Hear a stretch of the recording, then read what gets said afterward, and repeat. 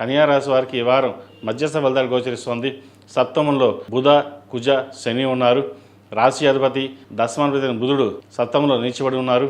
అదేవిధంగా ద్వితీయ భాగ్యాధిపతి అయిన శుక్రుడు అష్టమంలో ఉన్నారు రవితో కలిసి. దూర ప్రాంత ప్రయాణాలు, సెల్ఫ్ డ్రైవింగ్ విషయంలో కొన్ని జాగ్రత్తలు తీసుకోవాలి. అదేవిధంగా ఆరోగ్య విషయంలో కొన్ని జాగ్రత్తలు తీసుకోవాలి.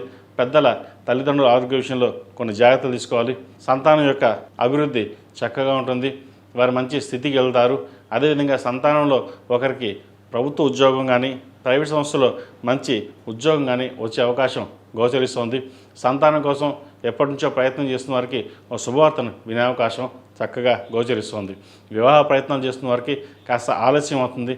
వచ్చిన సంబంధం చేదాకా వచ్చి చేజారిపోయే అవకాశం గోచరిస్తోంది.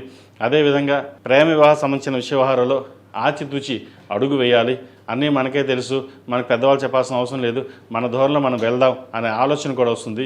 ఇది అందరికీ కాదు, కొంతమంది మటుకుపోయి ప్రేమకు సంబంధించిన విషయ వ్యవహారాల్లో ఆచితూచి అడుగు వేయకపోతే నష్టపోయే అవకాశం గోచరిస్తుంది.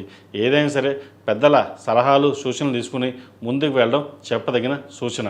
అదేవిధంగా వైద్య వృత్తిలో ఉన్న వారికి, సాఫ్ట్వేర్ రంగంలో ఉన్న వారికి, సినీ కళా రంగంలో ఉన్న వారికి చాలా అనుకూలంగా ఉంటుంది. విదేశీ ప్రయత్నాలు కలిసి వస్తాయి. విదేశాల్లో ఉన్నవారికి మంచి ఉద్యోగం లభిస్తుంది. అక్కడ వివాహ ప్రయత్నాలు చేస్తున్న వారు కూడా సంబంధం చేదాకా వచ్చి చేజరిపే అవకాశం గోచరిస్తుంది. సొంత నిర్ణయాలు పనికిరావు. ఏదైనా పెద్ద సలహాలు తీసుకుని ముందుకు వెళ్ళడం చెప్పదగింది. విద్యార్థులకు కాలం అనుకూలంగా ఉంది. గవర్నమెంట్ ఉద్యోగం ప్రయత్నాలు చేస్తున్న వారికి చక్కగా కలిసి వచ్చే కాలం చెప్పచ్చు. ప్రస్తుతం పరీక్షా సమయం కాబట్టి చదువు మీద దృష్టి పెట్టడం, ఇతర యావిగేషన్ మీద, మొబైల్స్ మీద కానీ సోషల్ మీడియా కానీ దూరంగా ఉండడం చెప్పదగిన సూచన. ఈ రాశిలో జన్మించిన స్త్రీలకు వృత్తి ఉద్యోగాల పరంగా, వ్యాపార పరంగా సానుకూలంగా ఉంటుంది. దశమంలో గురువు బలంగా ఉన్నారు. వ్యయంలో కేతువు ఉన్నారు. ఏదైనా ఆచితూచి వ్యవహరించాలి. మీ తెలివితేటలకి, సమయస్ఫూర్తికి ప్రతి ఒక్కరూ మెచ్చుకోలుగా ఉంటుంది. ఏదైనా సరే ఒక నిర్ణయం తీసుకున్నామంటే అది అప్పటికప్పుడు పూర్తి చేయాలి అన్న ఆలోచనగా ఉంటుంది. ద్వితీయ భాగ్యాధిపతి శుక్రుడు అష్టమంలో ఉన్నారు. ఏదైనా ఒక నిర్ణయం తీసుకునేటప్పుడు 1-10 సార్లు లేదా పెద్దల్ని సంప్రదించి ముందుకు వెళ్ళండి. లేకపోతే ఉద్యోగంలో కానీ కుటుంబంలో కానీ ఇబ్బందులు ఉండే అవకాశం గోచరిస్తోంది. ధన వ్యయం విషయంలో కూడా ఆచితూచి అడుగులు వేయాలి. విలాసాలకి, కాస్మెటిక్స్కి, అలంకార సామాగ్రికి, ఇటువంటి వాటికి ఖర్చు ఎక్కువ పెట్టే అవకాశం గోచరిస్తుంది. అవసరమైనది తప్ప ఎక్కువ ఖర్చు చేయకుండా ధనాన్ని సేవింగ్ చేయడం అనేది చెప్పదగిన సూచన. ఈ రాశివారు ప్రతిరోజు ప్రతినిత్యం దక్షిణామూర్తి స్తోత్రాన్ని పఠించడం, అదేవిధంగా కాలభైరవ అష్టకం పఠించడం చెప్పదగిన సూచన.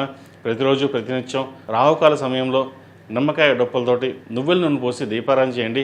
అదేవిధంగా బుధవారం నాడు గణపతి స్వామివారికి గరికతో అష్టోత్తరం పూజించినట్లయితే అనుకున్న పనులు ఏవైతే ఉన్నాయో అవి సాఫీగా పూర్తవుతాయి. ప్రతిరోజు నాగసింధూరం ధరించడం చెప్పదగిన సూచన. నరదిష్టి ఏమనంటే తొలగిపోతుంది. ఈ రాశిలో జన్మించిన వారికి కలిసి వచ్చే సంఖ్య 5, కలిసి వచ్చే రంగు బ్లూ. ఏదైనా పని మీద బయటికి వెళ్ళినప్పుడు సోమవారం కానీ బుధవారం అడిగిన వెళ్ళండి, మంచి ఫలితాలు సంప్రాప్తిస్తాయి. ఈ పూజస్టోర్.in పసుపు కుంకుమ నుంచి దేవతా విగ్రహాల దాకా అన్ని రకాల పూజలు, వ్రతాలు, గృహప్రవేశం, హోమాది శుభకార్యాలకు కావలసిన పూజా సామాగ్రి అంతా ఒక్కొక్క క్లిక్ తోనే మీ ఇంటి వద్దనే పొందండి. ఈ పూజస్టోర్.in